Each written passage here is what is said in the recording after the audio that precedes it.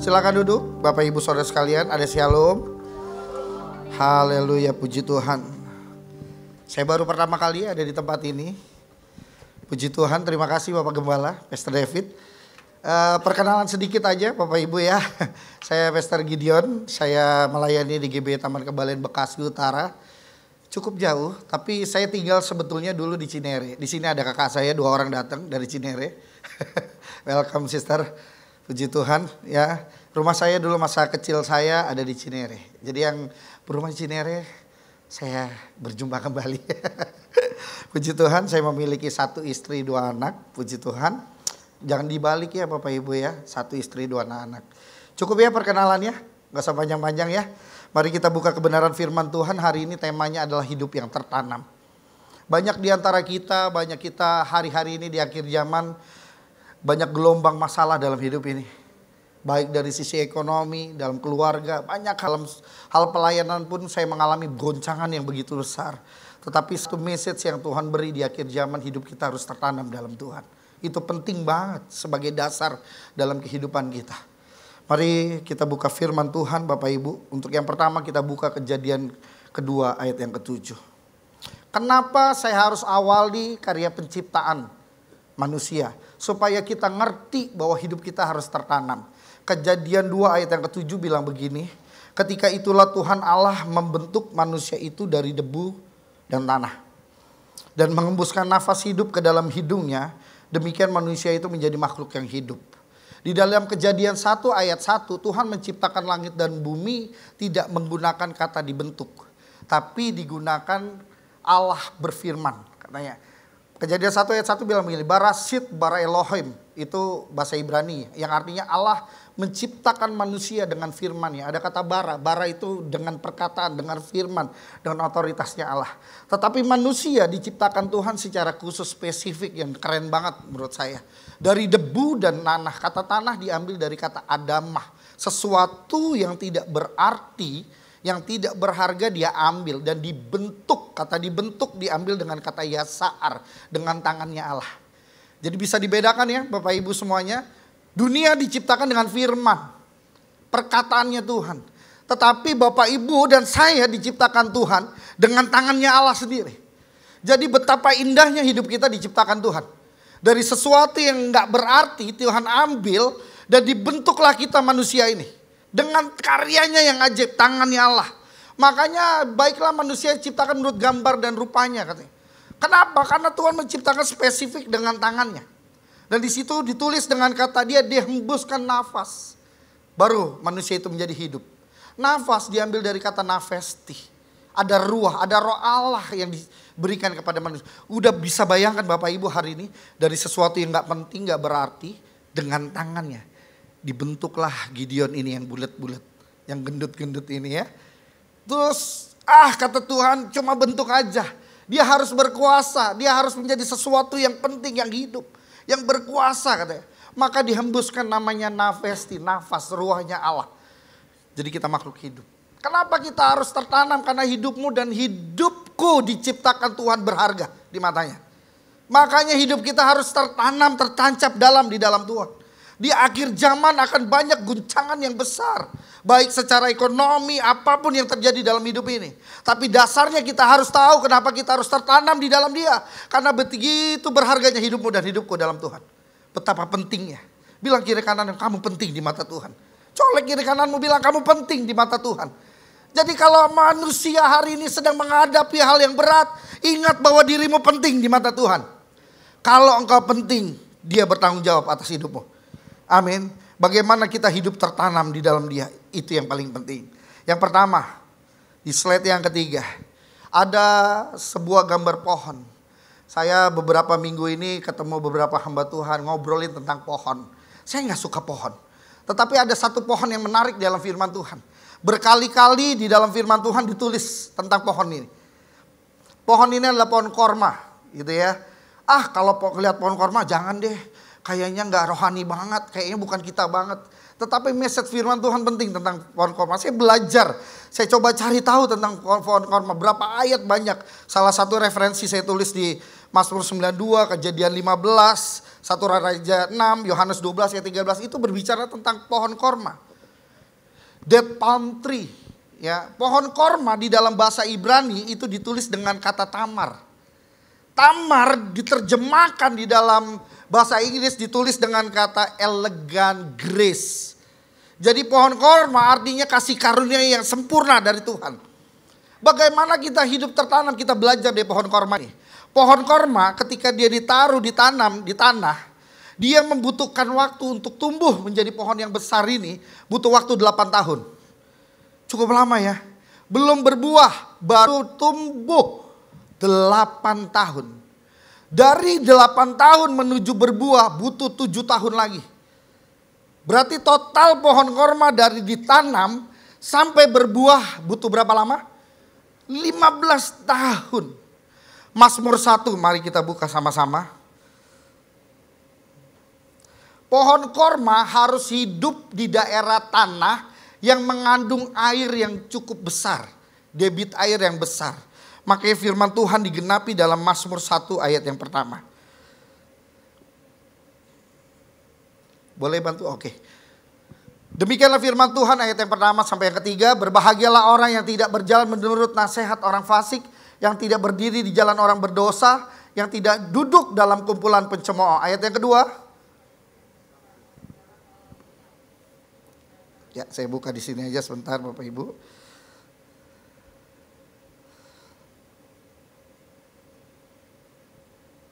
Ayat kedua dan ketiga, demikianlah firman Tuhan. Tetapi yang kesukaannya ialah Taurat Tuhan dan merenungkan Taurat itu siang dan malam. Ayat yang ketiga, inilah bicara pohon korma. Ia seperti pohon. Pohon ini adalah palm date tree, yang artinya korma. Yang ditanam di tepi aliran air yang menghasilkan buahnya pada musimnya dan yang tidak layu daunnya. Ini adalah gambaran tentang pohon korma. Pohon korma ketika 15 tahun dia berbuah, apa yang terjadi setelah itu? Alkitab mencatat, bahkan peneliti mencatat, dia tidak akan pernah berhenti menghasilkan buah.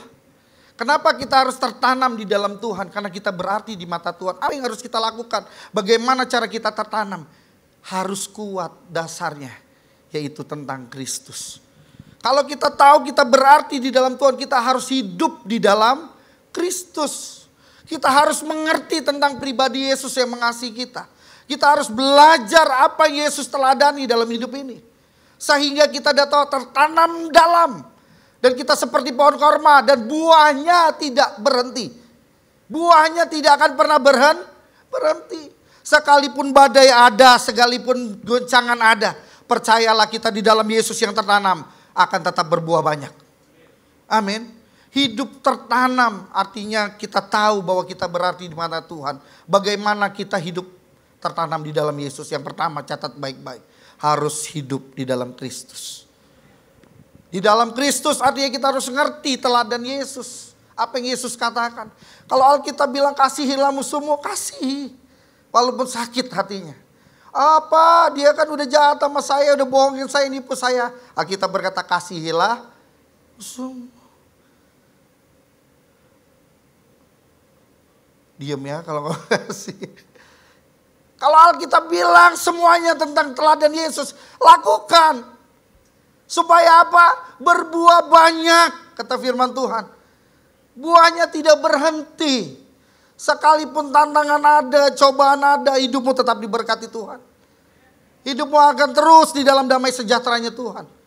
Sebab itu belajarlah tetap hidup di dalam Yesus. Teladani pribadi Yesus. Amin.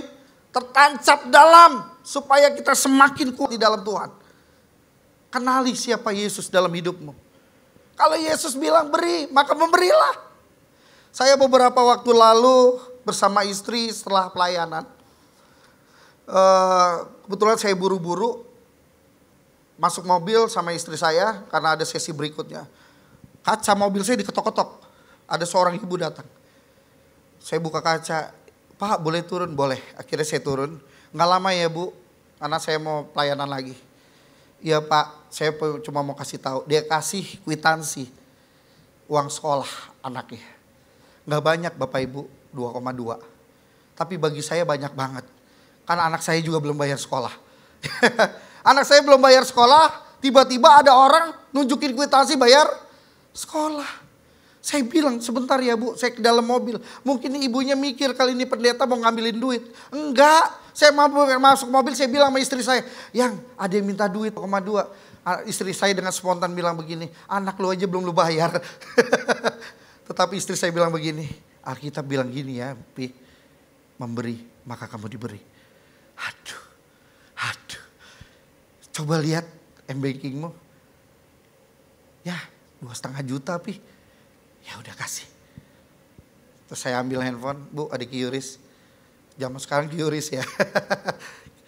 Saya kasih 2,2 Bapak Ibu. Itu waktu itu anak saya mau masuk sekolah. Setelah kasih, bohonglah kalau kita gak mikir Bapak Ibu. Saya mikir sepanjang jalan.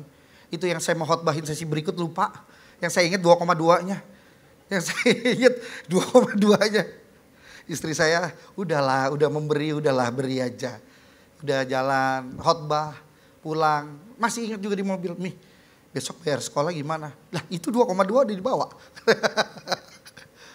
Ya udah jalan aja terus Bapak Ibu. Sampai rumah saya udah gak mau pikirin. Karena kalau dipikirin gak datang tuh uang. Bener gak?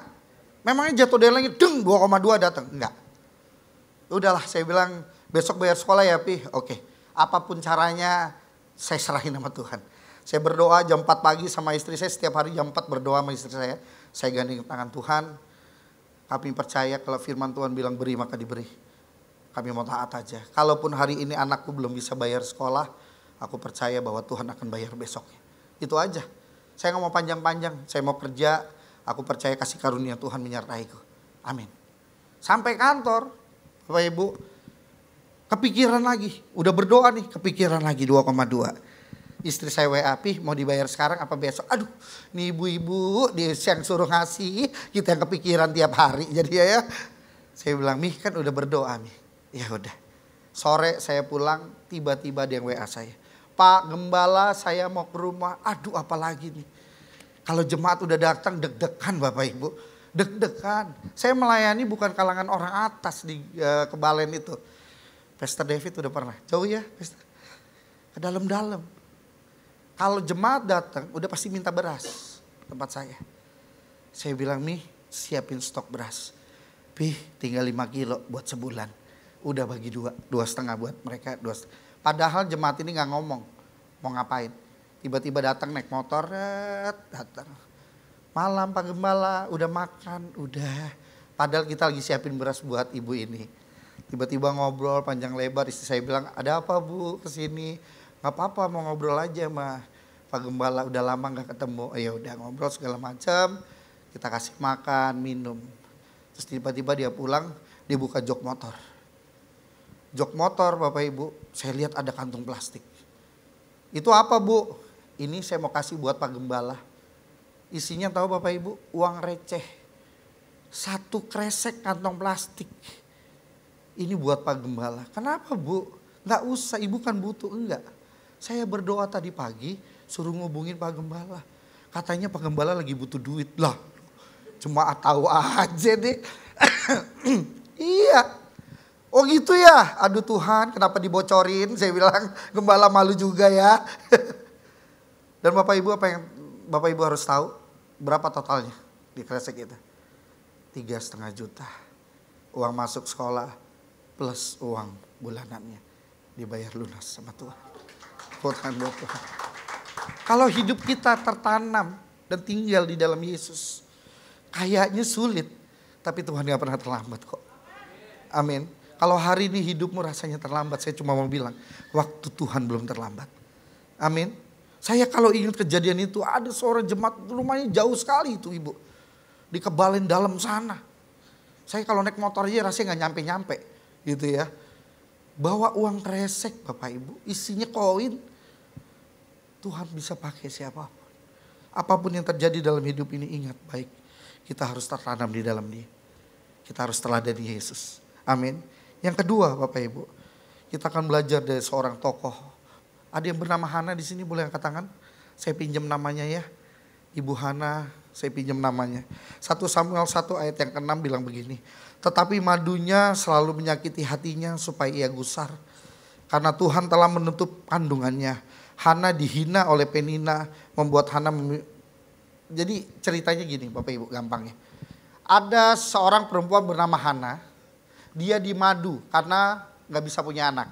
Simpelnya begitu. Dia gak punya anak, suaminya nikah lagi. Punya perempuan bernama Penina. Peninanya bilang begini, Hana, kamu tahu gak kenapa laki lu nikah lagi? Karena lu mandul. Dihina setiap hari, dikata-katain setiap hari. Apa yang diperbuat oleh Hana? Gak peduli, dia datang ke rumah Tuhan setiap hari. Kalau kita baca dalam 1 Samuel 1 ayat yang 1 sampai dan seterusnya tentang Hana. Hana setiap hari mencari Tuhan katanya. Bahkan setiap mencari Tuhan di gereja dia berdoa, dia menangis, dia terseguk-seguk, gembalanya datang. Hana, kamu ngapain tiap hari kesini cuma nangis, mendingan pulang ke rumah, ada suamimu, nangislah di sana. Jangan seperti orang yang sakit jiwa katanya. Coba Bapak Ibu kalau lagi dalam pergumulan tiba-tiba datang sini berdoa, Pastor David bilang pulang. Gimana? Sakit hati gak? Biasa manusia juga begitu kan. Tapi Hana gak peduli, dia tetap mencari Tuhan. Apa kerinduan Hana dalam hidupnya? Memiliki anak karena dia perempuan yang mandul. Memiliki anak keinginannya. Tapi dia setia berdoa sama Tuhan. Dia mencari wajah Tuhan setiap hari. Hidup yang tertanam artinya setiap hari kita harus berlutut di kaki Tuhan. Berdoalah setiap hari. Anak sekolah minggu ada lagunya tuh. Doa setiap hari, baca kitab suci kalau mau tumbuh. Sekolah minggu aja diajarin. Baca firman, berdoa setiap hari. Hana melakukan itu, datang ke bait Allah setiap hari mencari Tuhan. Apa yang terjadi Bapak Ibu? Bukan seorang anak saja yang Tuhan kasih. Yang Tuhan beri apa? Seorang nabi yang bernama Samuel. Ketika kita dalam pergumulan yang berat dan kita tahu hidup kita tertanam di dalam Dia, kita harus tetap berdoa di dalam Yesus. Apapun tantangannya. Alkitab bilang gini, apa yang gak pernah kamu pikirin, apa yang gak pernah kamu dengar, apa yang gak pernah keluar dari hatimu, Tuhan menyediakan lebih daripada itu. Hana cuma minta berlutut, minta anak. Tetapi Hana dikasih Tuhan apa? Seorang nabi. Bayangkan, dia minta Tuhan kasih lebih. Bagaimana hidup tertanam di dalam Dia, di dalam Yesus. Kita harus berdoa setiap hari. Apapun keadaanmu berdoa. Karena berdoa bukan bicara kita sedang bicara sama Tuhan, ngobrol, bukan. Bukan sedang menyampaikan keluh kesah kita kepada Tuhan, bukan. Tapi kita berdoa karena kita tahu butuh Tuhan. Kita berdoa bukan sekedar kita lagi keluh kesah aja. Apapun keadaanmu tetaplah berdoa. Karena berdoa adalah gambaran hidup kita butuh Tuhan. Sebab itu hiduplah terus berdoa di dalam Dia. Kalau Pak Niko selalu bilang berdoa. Terus berdoa. Saya punya mama mertua kalau setiap lagi ada pergumulan dia cuma bilang, Mi, ini gimana? Berdoa aja. Saya punya mama juga di Cinere, Mi, gimana? Berdoa aja. Karena saya percaya doa adalah gambaran kita butuh Tuhan. Apapun keadaanmu hari ini, hiduplah tertanam dalam Dia. Dengan cara apa? Berdoalah setiap hari. Jangan pernah capek untuk berdoa. Jangan pernah lelah untuk berdoa. Karena di balik setiap katamu, Tuhan menampungnya di dalam hatinya. Amin. Kita gak pernah tahu hidup ini apa yang terjadi. Mungkin hari ini kita lagi senang. Mungkin hari ini kita lagi sukacita. Bahkan mungkin hari ini kita lagi luka. Tapi tetaplah berdoa. Karena kita gak pernah tahu apa yang terjadi hari esok. Amin. Tetaplah berdoa. Tertanam artinya berdoalah. Setiap hari harus berdoa. Karena di dalam doamu Tuhan menampung setiap kerinduanmu. Di dalam doamu Tuhan menampung kerinduanmu.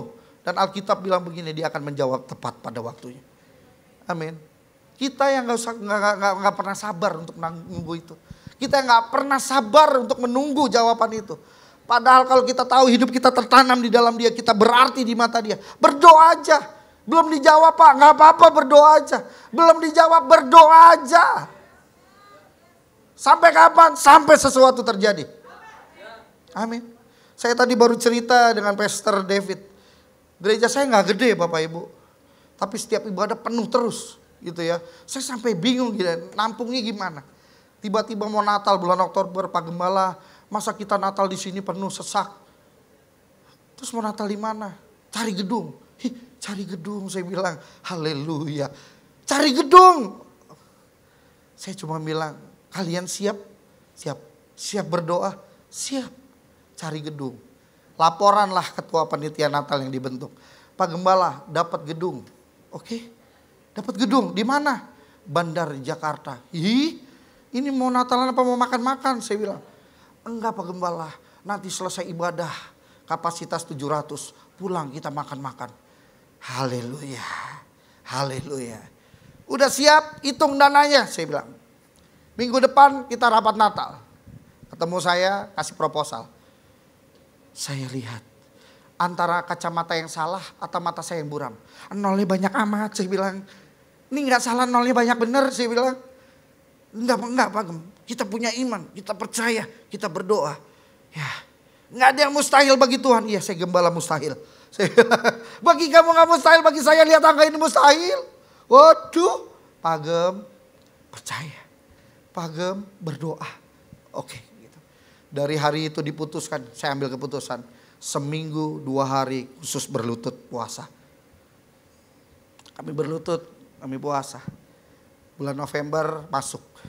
Saya tanya uangnya udah berapa? Baru 5 juta Pak Gem. Aduh, butuhnya banyak. Ya udah, berdoa aja. Berdoa, saya mulai kuat. Semakin angkanya gak ada, semakin saya berdoa. Saya berdoa, terus berdoa sama jemaat, sama pelayan Tuhan, sama panitia. Dan kemarin hari Kamis kami meeting berikutnya. Kasih laporan, presentasi. Pak Gem uangnya surplus 10 juta. Tepuk tangan buat Tuhan. Dari yang gak mungkin jadi mungkin. Ya, berdoa saja. Berdoa aja. Berdoa. Nolnya banyak, bagi Tuhan gak mustahil. Mau nolnya sampai ujung, sampai Bekasi gak apa-apa. Tuhan lebih jauh lagi kasih nolnya. Amin. Tuhan sanggup memberkatimu lebih lagi. Yes. Betul. Berdoa saja. Berdoa. Ini ada kakak saya nih. Saya dulu orangnya gak begini Bapak Ibu. Kalau saya sebel saya pergi dari rumah. Itu saksinya. Ada 2 orang di sini. Saya gak gini pribadinya. Tapi keadaan membuat saya kenal Tuhan. Saya berubah. Saya harus berlutut di kaki Tuhan. Karena gak ada jalan lain. Hanya berharap kepada Dia, berdoa. Itu adalah gambaran kita bergantung sama Tuhan. Dan Tuhan gak pernah berhutang Bapak Ibu. Gak pernah berhutang. Amin. Yang ketiga Bapak Ibu. Saya dikasih waktu berapa menit? Pastor David? Oh 2 jam. Oke. 2 jam. Sebentar lagi ya. Kita akhiri sebentar lagi Bapak Ibu. Yang ketiga kita akan belajar dari bagaimana proses tabut perjanjian. Kalau yang pertama kita belajar dari pohon korma. Pohon korma tertanam, artinya kita harus di dalam Yesus. Makin dalam, makin kuat dalam Tuhan. Yang kedua bagaimana kita hidup tertanam, terus berdoa. Sampai kapan mujizat terjadi. Yang ketiga kita belajar dari sebuah tabut perjanjian. Dalam 2 Samuel 6. Ayat 1 dan selanjutnya nanti boleh baca di rumah, ayatnya panjang. Tapi saya ceritakan sederhana. Di dalam perjanjian lama, tabut perjanjian itu gambaran kehadiran Tuhan. Gambaran hadirat Tuhan dinyatakan. Jadi ketika bangsa Israel keluar dari Mesir, mereka selalu bawa tabut dipikul. Ketika mereka mau menyeberangi sungai Yordan, ketika tabut itu masuk di dalam sungai itu atau laut itu, maka terbelah. Jadi di mana tabut itu dibawa, mujizat terjadi. Simpelnya gitu. Di mana tabut itu ada, Israel pasti menang. Bangsa Israel. Di mana tabut ada, di situ ada mujizat. Intinya di situ, di perjanjian lama. Tetapi kan musuh-musuhnya bingung, di Israel menang terus kenapa nih? Akhirnya peranglah dengan bangsa Israel, direbutlah tabut tersebut. Karena mereka tahu rahasianya ada di dalam kehadiran Tuhan. Ada di dalam tabut itu. Direbut sama musuh Israel. Apa yang terjadi? Ketika direbut, tabut itu jatuh ke orang yang salah. Yang tidak berkenan di mata Tuhan. Apa yang terjadi? Musuh Israel makin hancur. Akhirnya Daud mendengar bahwa tabut itu gak diapa-apain. Daud dengar begini. Itu tabut harus balik ke Yerusalem. Tabut perjanjian itu yang direbut musuh harus pulang ke Israel. Gimana caranya? Ada di dalam 2 Samuel tadi, Bapak Ibu boleh baca nanti ayat 2 Samuel 6 ayat pertama sampai yang selanjutnya. Di situ Daud mempersiapkan 30.000 pasukan. Mempersiapkan segala sesuatunya supaya apa? Tabut itu terjaga. Tetapi dalam proses pengambilan tabut itu ada cara yang salah di dalamnya. Ada cara yang salah. Harusnya perintah Tuhan kepada bangsa Israel, tabut itu harus dipikul oleh imam. Dan bagian harus jalan di depan. Dipikul, Tuhan bilang. Dan imam yang harus bawa. Tetapi ketika di dalam 2 Samuel 6, tabut itu dibawa gak dipikul. Ditaruh di atas lembu. Bayangkan harusnya imam yang bawa, ditaruhnya di atas binatang. Caranya salah. Tuhan gak berkenan. Apa yang dilakukan itu? Tuhan menunjuk Aminadab dan kedua anaknya yang bernama Uza dan Ahio. Caranya salah, dalam perjalanannya benar gak? Enggak. Apa yang terjadi? 30.000 pasukan gagal bawa tabut itu. Kenapa? Tabut itu jatuh. Karena kan di atas lembu kan goyang-goyang ya. Tabut itu jatuh ke samping, Uza mau tangkep. Mati Uza seketika. Kenapa? Karena caranya salah. Tuhan gak berkenan. Daud bingung. Nah loh, udah kasih yang terbaik, kok masih gak bisa? Daud takut. Daud suruh bernama orang biasa disebutnya ya. Yang bernama Obed Edom. Itu ada di dalam 2 Samuel 6 ayat 10. Daud takut. Kalau dia salah ngambil, caranya salah, dia mati. Takut. Dia suruhlah Obed Edom ambil. Dia begini, Obed ambil itu. Dan selama 3 bulan kamu taruh di rumahmu. Obed melakukan persis seperti yang Tuhan perintahkan. Dipikul sama Obed. Ditaruh di rumahnya di tempat yang tepat. Apa yang terjadi? Firman Tuhan bilang begini. Di 2 Samuel 6 ayat yang ke-11. Bahwa Obed dan keluarga diberkati Tuhan. Karena caranya benar. Daud dengar dong. Kok ini bisa ya tabut ini di tempat Obed Edom orang biasa diberkati. Masa saya Raja Israel gak bisa? Masa sih gak bisa pulangin tabut itu ke Israel?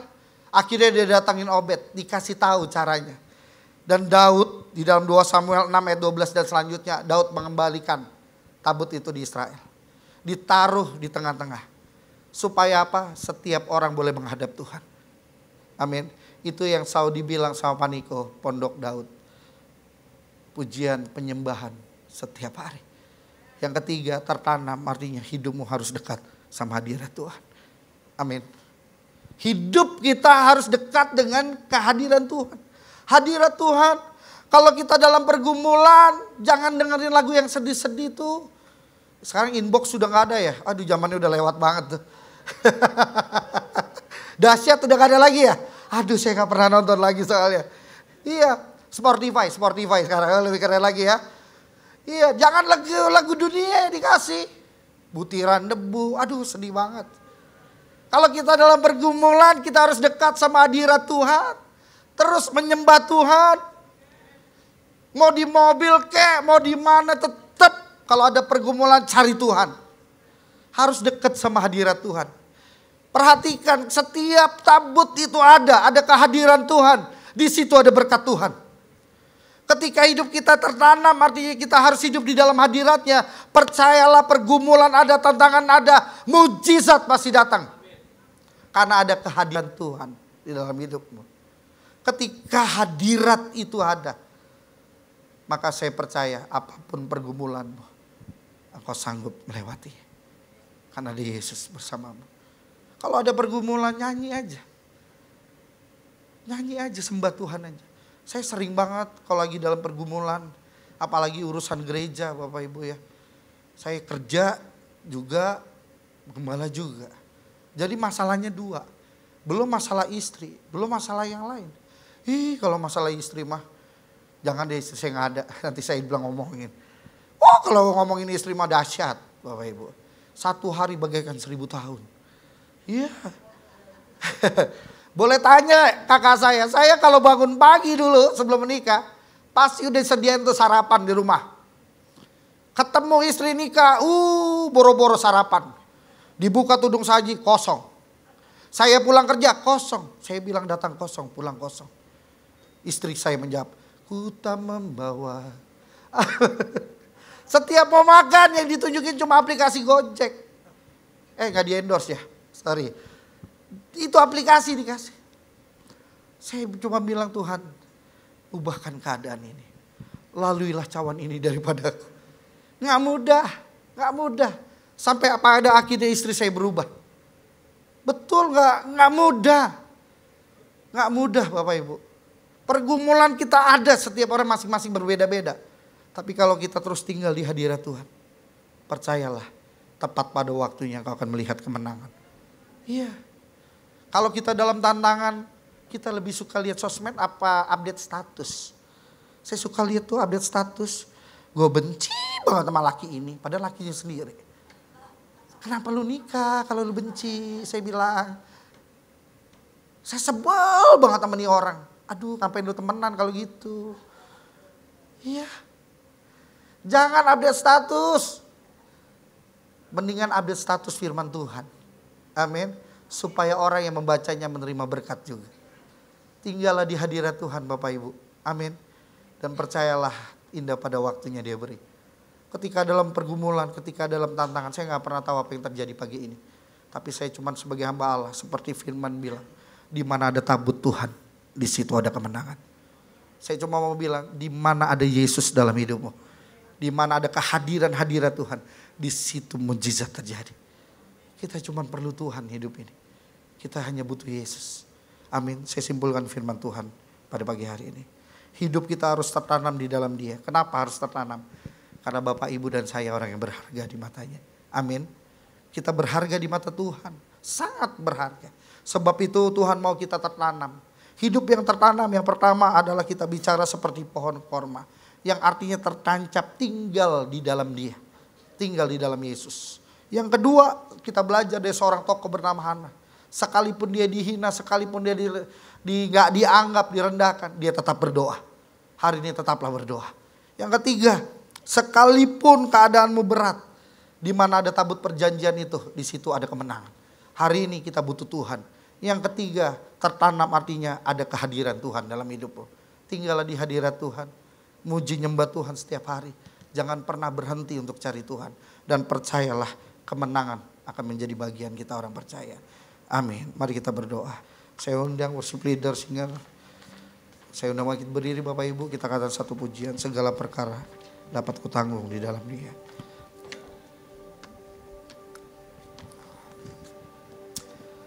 Terima kasih Tuhan buat firman-Mu. Kami ngerti betapa berartinya hidup kami di mata-Mu. Betapa berharganya hidup kami di mata-Mu. Terima kasih Tuhan, terima kasih. Terima kasih Yesus. Terima kasih Tuhan boleh ajar kami hidup tertanam di dalam Engkau. Kami harus hidup sungguh-sungguh di dalam Engkau. Seperti pohon korma yang tertancap dalam. Sekalipun ada badai dia tidak pernah goyah. Dan tepat pada waktunya dia berbuah banyak. Ajar kami terus tinggal di dalam-Mu ya Tuhan. Ajar kami terus berdoa apapun keadaan kami. Berdoa karena kami tahu kami perlu Tuhan dalam hidup kami. Terima kasih Tuhan. Ajar kami terus hidup dekat dengan kehadiran-Mu. Dekat dengan hadirat-Mu ya Tuhan. Karena kami tahu di mana ada kehadiran-Mu, di situ ada kemenangan. Mari Bapak Ibu katakan pujian ini, segala perkara dapat kutanggung. Segala perkara dapat kutanggung. Di dalam Dia. Di dalam Dia yang memberi kekuatan. Mari panggil nama Tuhan Yesus. Tuhan Yesus penolong dan sahabat. Tetap percaya. Tetap percaya. Tuhan setia.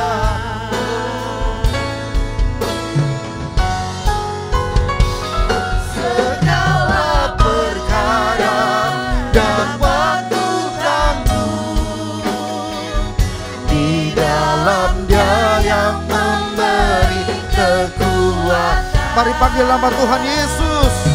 Tuhan Yesus penolong dan sahabat. Mari dengan imanmu katakan tetap percaya. Percaya Tuhan setia. Segala perkara dapat. Terima kasih Tuhan. Ini iman kami kepadamu. Mari panggil nama Tuhan Yesus. Tuhan Yesus penolong dan sahabat. Amin. Tetap percayalah. Tetap percaya Tuhan setia. Bapak Ibu Saudara yang dikasih Tuhan, saya nggak tahu apa yang sedang kau hadapi hari ini. Saya nggak tahu beban apa yang sedang kau hadapi pagi ini. Tapi yang saya tahu engkau berharga di mata Tuhan. Yang saya percaya kami berharga di mata Tuhan. Apapun tantanganmu, apapun kehidupan yang sedang kau hadapi, belajarlah untuk tinggal di dalam Dia. Gak usah takut sama keadaan. Keadaan memang membuat kita gentar.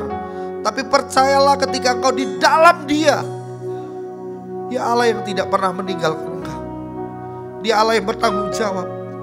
Alkitab berkata, jikalau kau di dalam Dia dan Dia di dalam engkau, minta apa saja diberikan kepadamu. Itu sebuah jaminan dalam hidup kita. Ketika kita hidup di dalam Dia, maka perkara besar disediakan dalam hidup ini. Apapun kehidupanmu, dari mimbar ini saya bilang tetap berdoa. Tetaplah berdoa.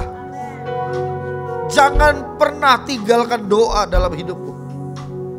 Karena doa gambaran kau bergantung sama Tuhan. Berdoa bukan pilihan, tapi berdoa adalah sebuah keputusan. Berdoa bukan untuk pilih-pilih, tetapi berdoa adalah keputusan. Sekali berdoa tetap berdoa. Hidup tertanam artinya harus dekat sama kehadiran Tuhan. Seperti bangsa Israel, kemana dia pergi berperang, apapun pergumulan bangsa itu, ada tabut Tuhan, ada kehadiran Tuhan. Maka kita boleh lihat dalam cerita Alkitab bahwa bangsa itu tidak pernah kalah, karena ada Yesus. Hari ini hidup tertanam, tetaplah tinggal di hadirat Tuhan. Jangan tukar Yesus demi apapun dalam hidupmu. Jangan bergeser dan beranjak imanmu sama Yesus. Tetap percaya sama Tuhan, dan kau akan lihat kemenangan. Bapak Ibu silakan berdoa. Ini kita akan memasuki akhir tahun. Minta sama Tuhan. Sebelum memasuki Natal dan Tahun Baru, minta sama Tuhan. Apa yang menjadi kerinduanmu? Saya terlalu percaya ketika ada kehadiran Tuhan, Dia akan menjawab setiap doamu. Terima kasih Tuhan. Terima kasih Tuhan. Mari berdoa Bapak. Minta sama Tuhan. Minta sama Tuhan. Minta sama Tuhan. Berdoalah. Berdoalah. Berdoalah. Berdoalah. Tetap percaya. Tetap percaya. Tetap percaya. Tetap percaya. Minta sama Tuhan. Lihat mujizat. Lihat mujizat. Percayalah. Percayalah. Percayalah. Percayalah. Mujizat terjadi. Terima kasih Tuhan. Terima kasih Tuhan. Terima kasih Roh Kudus. Terima kasih Roh Kudus. Terima kasih Tuhan. Terima kasih Tuhan. Terima kasih Tuhan. Terima kasih Roh Kudus. Hamba selesai berbicara dalam firman-Mu. Hamba selesai menyampaikan isi hatimu. Tapi hamba percaya Tuhan, Tuhan tidak akan pernah beranjak dalam hidup kami. Tuhan gak akan pernah pergi dalam hidup kami, karena kami begitu berharga di mata Tuhan. Hamba berdoa buat gembala di tempat ini, Pastor David. Tuhan berkati hamba-Mu. Pengurapan di tempat maha tinggi turun atas hamba-Mu. Biarlah mujizat demi mujizat terjadi dalam kehidupannya, dalam keluarga, dalam pelayan, bahkan gereja ini. Tuhan akan pakai untuk memenangkan jiwa. Terima kasih Tuhan, terima kasih. Berkati istri dan anaknya. Berkati seluruh pekerja di tempat ini. Bahkan berkati seluruh jemaat-Mu Tuhan. Terima kasih Tuhan, terima kasih. Di dalam nama Yesus, setiap kita yang telah terima mujizat boleh sama-sama bilang amin.